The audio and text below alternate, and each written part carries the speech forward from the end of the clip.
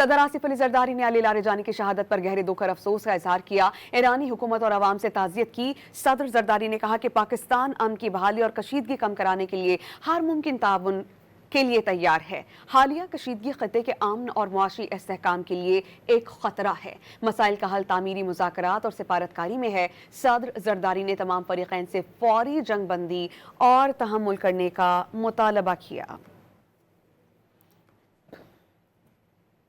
صدر آصف علی زرداری نے علی لاریجانی کی شہادت پر گہرے دکھ اور افسوس کا اظہار کیا۔ ایرانی حکومت اور عوام سے تعزیت کی۔ صدر زرداری نے کہا کہ پاکستان امن کی بحالی اور کشیدگی کم کرانے کے لیے ہر ممکن تعاون کے لیے تیار ہے۔